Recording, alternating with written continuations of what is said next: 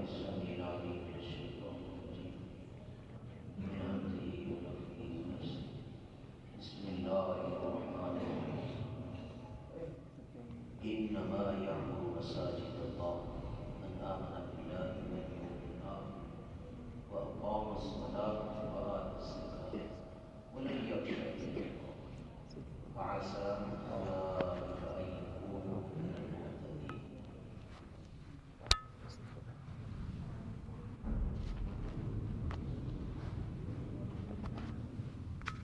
محترم دوستوں، یہ آیت سورۃ توبہ کی ہے، اور اس آیت میں اللہ رب العالمین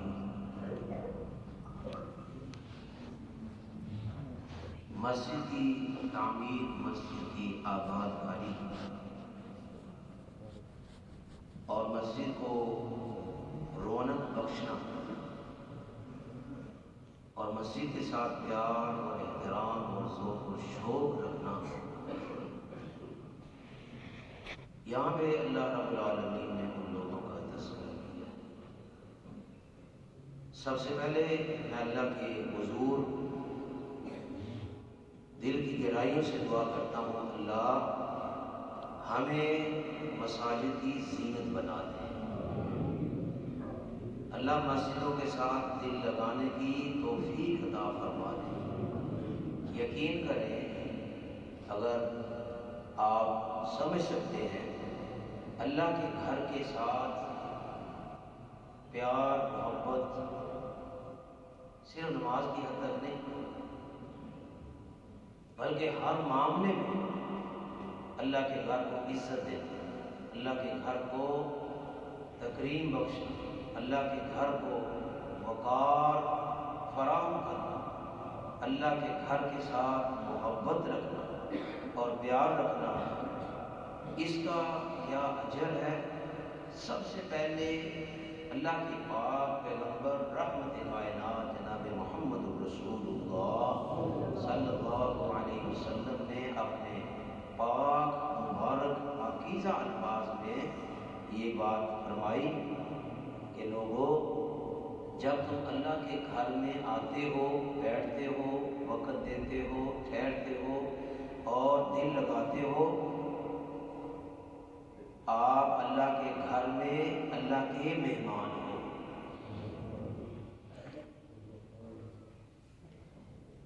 یہ ہمارا ذہن، ہم کوئی بڑے بندے کے مہمان بنے، کوئی وزیر کے مہمان بنے، کوئی ایم پی اے کے مہمان بنے، اس بندے کی عزت اور تکریم کا کیا کہنا ہے کہ جو دنیا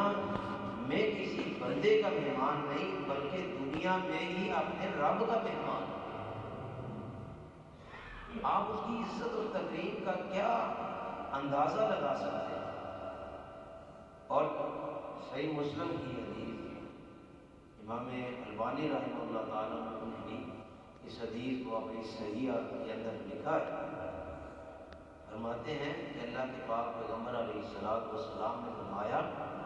کہ جب کوئی بندہ اللہ کے گھر میں آتا ہے اور وقت دیتا ہے، رونق بخشتا ہے یا اس پہ خرچ کرتا ہے، یا من بنا للہ مسجدا بنى اللہ لہ بیتا فی الجنہ، اس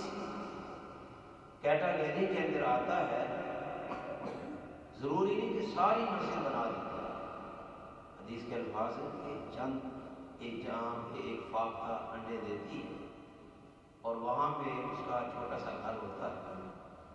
اس گھر کے برابر بھی اللہ کے گھر کو عزت اور بنانے میں مدد کرتا ہے۔ اللہ رب العالمین بنى اللہ لہ بیتا فی الجنہ، اس کا گھر جنت میں بنا دیتا ہے، یعنی کہ یہ بن گیا۔ اللہ ہمیں بھی یہ توفیق عطا فرما دے۔ تو اللہ کے پاک پیغمبر علیہ السلام نے فرمایا، جو اللہ کے گھر میں وقت دیتا ہے، ٹائم دیتا ہے، بیٹھتا ہے، اور میں کبھی کبھی یہ کہا کرتا ہوں کہ صرف نماز کے لیے نہ آیا کریں، بلکہ کچھ وقت صرف اس نیت سے آیا کریں کہ یہ اللہ کا گھر ہے، یہ اللہ کا گھر ہے، اور میں اپنے یقین اور اعتماد اور بھروسے کی نظر سے اپنے رب کی طرف دیکھتا ہوں تو آسمان سے رب جھانک کر کے کہتا ہے میرے بندے تو میرے گھر میں آیا ہے اپنی ضرورت کے لیے، مجھے خوش کرنے کے لیے، میرے گھر کو آباد کرنے کے لیے، جب میں نے تیرے گھر کو آباد کر دیا۔ آپ مجھے بتائیں کہ آپ کسی کے گھر پہ تھوڑی سی محنت کریں تو اس کے مالک کے جو مالک مکان ہوتا ہے اس کا اندازہ، اس کا پیار اور محبت کیا ہو سکتا ہے، کیا اندازہ لگتا ہے۔ اللہ کے نبی علیہ الصلوۃ والسلام نے فرمایا جو بیٹھتا ہے نا اللہ کے گھر میں، اعد اللہ نزلا فی الجنہ، وہ اللہ کا مہمان ہوتا ہے۔ آپ کہیں جی قاری صاحب یہ مہمان ہم بیٹھے ہیں، تو مہمان کا ایک آمد و رفت کا ایک پیمانہ ہوتا ہے۔ جب وہ آتا ہے کچھ کھلاتے ہیں پلاتے ہیں، اس کے سامنے رکھتے ہیں، ہم تو ہمارے سامنے تو کچھ بھی نہیں، ہم تو خالی بیٹھے۔ یہ ان احادیث کو کبھی کبھی محسوس بھی کیا کریں، تصور کی نگاہ سے دیکھا کریں۔ اللہ کے نبی علیہ الصلوۃ والسلام نے فرمایا اعد اللہ نزلا فی الجنہ، اللہ رب العالمین اس بندے کی مہمان نوازی دنیا میں نہیں اپنی جنت کے اندر تیار فرما لے گا۔ تو یہ ہماری مہمان نوازی، یہ اہل علم بیٹھے ہیں، فاعل اللہ، یعنی کہ خود اللہ مہمان نواز ہے، خود مہمان نواز، فرشتوں سے نہیں۔ بعض کام ایسے ہیں جو اللہ فرشتوں سے کرواتا ہے، ہر فرشتے کی الگ سے الگ ڈیوٹی ہے، اس کی یہ ہے، اس کی یہ، اس کی یہ، لیکن یہ جو کام ہے جو اللہ کے گھروں کو آباد کرتے ہیں، بیٹھتے ہیں، وقت دیتے ہیں، پیار اور محبت کے ساتھ جگہ لگاتے ہیں، تو اللہ کے نبی علیہ الصلوۃ والسلام نے فرمایا اعد اللہ نزلا، بڑی پیاری حدیث ہے، ایمان تازہ ہو جاتا ہے۔ اعد اللہ نزلا فی الجنہ، اللہ رب العالمین اس بندے کی مہمان نوازی اپنی جنت کے اندر کرے۔ اور آپ ایسے ہی یہ فرشتوں کی حاضری ہوتی ہے، فرشتوں کی موجودگی ہوتی ہے۔ اللہ کے نبی علیہ الصلوۃ والسلام نے فرمایا کچھ لوگ ایسے ہیں دنیا کے اندر، معاشرے کے اندر، وہ اللہ کے گھروں کے پلر ہوتے ہیں، ستون ہوتے ہیں، اور فرشتے ان سے محبت کرتے ہیں، پیار کرتے ہیں۔ اور ایک حدیث کے اندر اللہ کے نبی علیہ الصلوۃ والسلام نے فرمایا کہ جب کسی کام کی وجہ سے وہ اللہ کے گھر میں نہیں آتے، وہ اپنے کام میں لگ جاتے ہیں، بیمار ہو جاتے ہیں، مصیبت تکلیف غم ہر بندے کے ساتھ جڑا ہوا، تو کسی وجہ سے وہ نہیں آتے، اللہ کے نبی علیہ الصلوۃ والسلام نے فرمایا فرشتے اس بات کو محسوس کرتے ہیں کہ آج وہ بندہ آیا نہیں، پھر وہ ایک دوسرے سے پوچھتے ہیں کہ وہ کہاں ہے، تو جب انہیں پتہ چل جاتا ہے کہ وہ بیمار ہے، رسول اللہ صلی اللہ علیہ وسلم نے فرمایا وہ نکل پڑتے ہیں اور اس کی جا کر کے عیادت کرتے ہیں، اس کی عیادت کرتے ہیں۔ اور اسی روایت میں موجود ہے کہ اگر وہ کسی مصیبت میں پھنس جاتا ہے، کسی تکلیف میں اٹک جاتا ہے تو رحمت کائنات جناب محمد رسول اللہ صلی اللہ علیہ وسلم نے فرمایا کہ وہ فرشتے اس کی مدد کرتے ہیں، فرشتے اس کی مدد کرتے ہیں۔ میرے ذہن میں وہ حدیث آ گئی، آپ اس کا اندازہ لگائیے کہ کالی رنگت اور کوئی حسب نہیں، کوئی نسب نہیں، کوئی جاننے والا نہیں، کہاں سے اٹھی اور کہاں پہ آئی، کس طرح پہنچی اور کیسے رہنے لگی اللہ کے گھر میں، وہ مہمان بن کر کے اور خدمت گزار بن کر کے اللہ کے گھر میں رہنے لگی، رنگت کالی، کیا انداز ہوگا، کیا تصور ہوگا۔ رحمت کائنات جناب محمد رسول اللہ صلی اللہ علیہ وسلم اپنے ہاتھ سے اس کے لیے کھانے کا اہتمام کر کے گھر سے لاتے کہ یہ اللہ کے گھر کی نگران ہے، خدمت گزار ہے۔ فوت ہو گئی. لوگوں نے اسے معمولی سمجھتے ہوئے رات کی تاریکی میں جنازہ دفن کر دیا. اللہ کے نبی علیہ السلام سو رہے تھے، اٹھانا انہوں نے محسوس نہ کیا.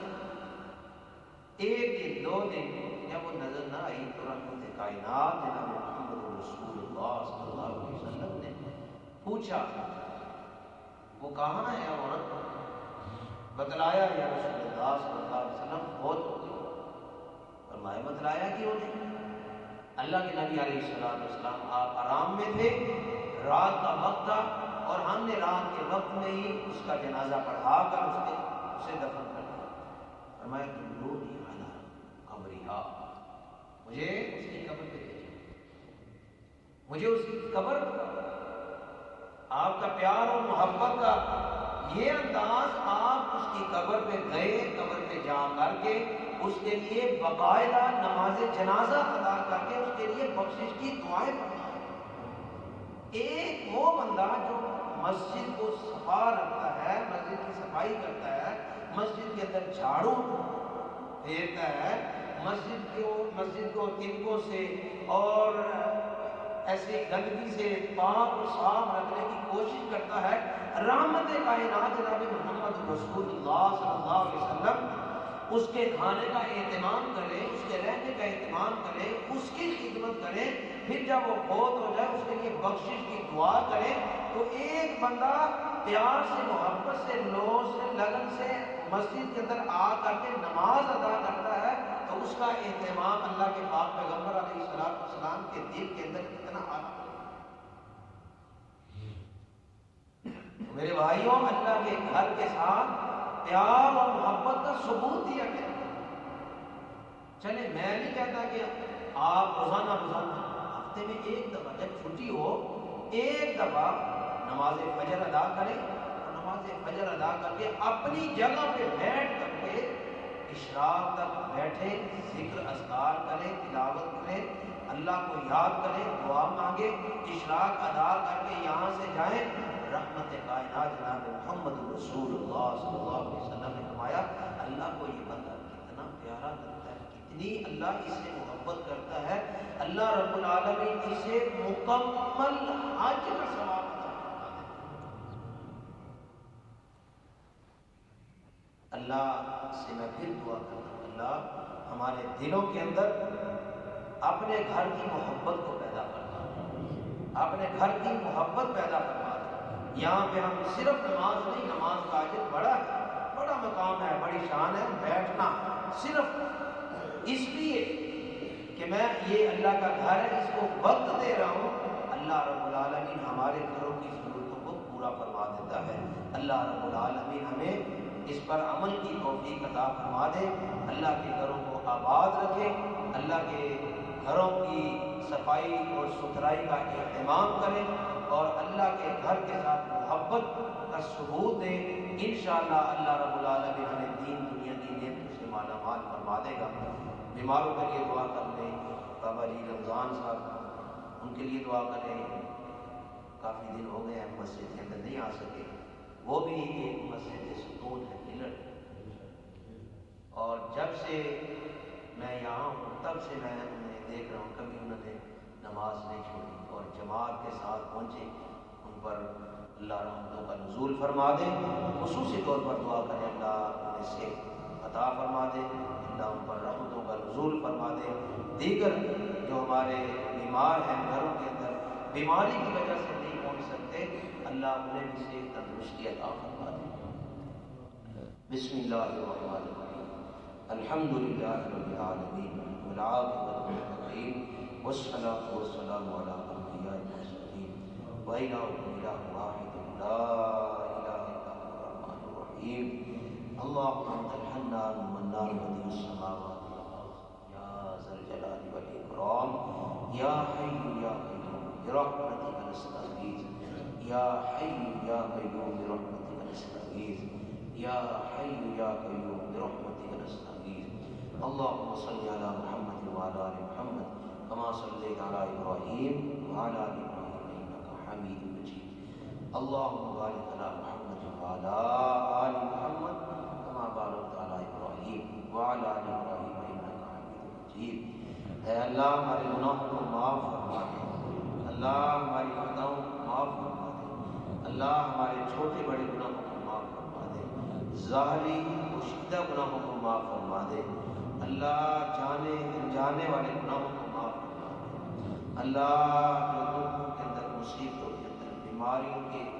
جال کے اندر جو بیٹھے ہوئے ہیں، اللہ انہیں سے تندرستی عطا فرما دے، اللہ دکھوں مصیبتوں سے نجات عطا فرما دے، پریشانیوں سے نجات عطا فرما دے، اللہ راحت سکون اطمینان والی زندگی عطا فرما، اللہ اطمینان اور چین والی زندگی عطا فرما، رزق حلال کے اندر برکت عطا فرما، اللہ رزق حلال کے اندر برکت عطا فرما، اللہ رزق حلال کے اندر برکت عطا فرما،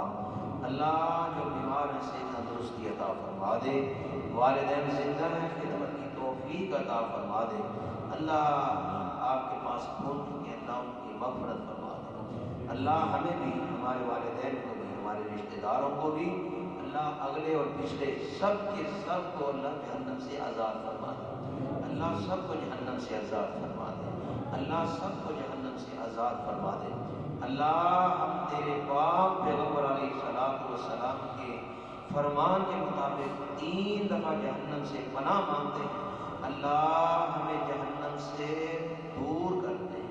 اللہ ہمیں جہنم سے دور کر دے، اللہ ہمیں جہنم سے دور کر دے، ہم آپ سے تیری جنت کا سوال کرتے ہیں، بغیر حساب کے جنت الفردوس کا داخلہ نصیب فرما دے، اللہ ہمارے ملک پر رحم فرما دے، اللہ ہمارے مسلمانوں پر رحم فرما دے،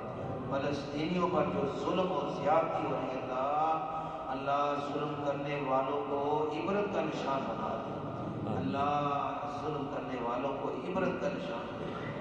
ربنا تقبل منا انك انت السميع العليم وتب علينا انك انت التواب الرحيم وصلى الله تعالى على خير خلقه محمد وعلى آله